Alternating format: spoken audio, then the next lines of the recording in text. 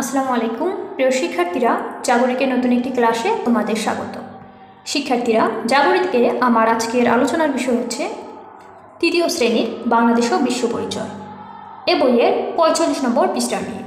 শিক্ষার্থীরা, তোমাদের মূল বইয়ের ৪৫ নম্বর পৃষ্ঠারে দেওয়া আছে মহাসাগর। এ পাঠে আমরা মহাসাগর নিয়ে জানতে পারব। এর আগের ক্লাসে আমরা মহাদেশ নিয়ে জেনেছি। তো শুরু করি। পৃথিবীর ৩ ভাগ জলভাগ। জলভাগ নদী, সাগর ও মহাসাগর নিয়ে গঠিত। স্থলভাগের চারপাশে আছে বিশাল লবণাক্ত জলরাশি। এই লবণাক্ত জলরাশি মহাসাগর। পৃথিবীতে মোট ৫টি মহাসাগর রয়েছে। প্রশান্ত মহাসাগর সবচেয়ে বড় এবং আর্কটিক মহাসাগর সবচেয়ে ছোট। শিক্ষার্থীরা, এই অংশে আমরা মহাসাগর সম্পর্কে জানতে পারলাম। আমরা এর আগের ক্লাসে জেনেছি যে পৃথিবীর ৩ ভাগের ১ ভাগ হচ্ছে স্থলভাগ এবং ৩ ভাগই হচ্ছে জলভাগ। অর্থাৎ পৃথিবীর বিশাল জায়গা জুড়ে এই জলভাগ রয়েছে।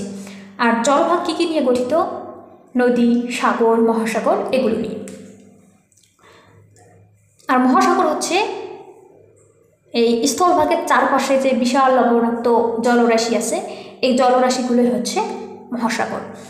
আমরা পড়েছিলাম পৃথিবীতে মোট 7টি মহাদেশ রয়েছে।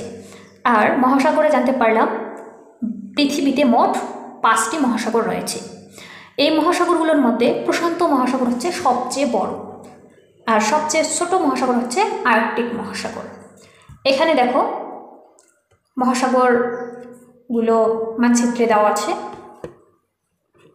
আর্কটিক মহাসাগর, এরপর দেওয়া আছে আটলান্টিক মহাসাগর, প্রশান্ত মহাসাগর। এটি হচ্ছে প্রশান্ত মহাসাগর। তোমরা দেখো সবচেয়ে বড় জায়গা দখল করে আছে এই প্রশান্ত মহাসাগর, এদিকেও আছে।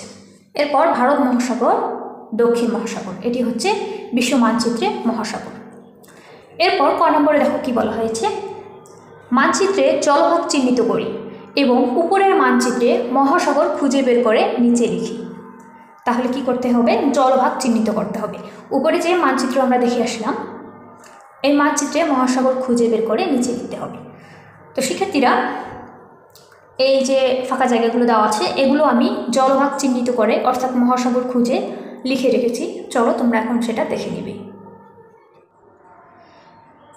ক নম্বরের কাজটি ছিল, বলা হয়েছিল মানচিত্রে জলভাগ চিহ্নিত করি এবং উপরের মানচিত্রে মহাসাগর খুঁজে বের করে নিচে লিখি। এখানে মহাসাগরগুলো লিখেছি।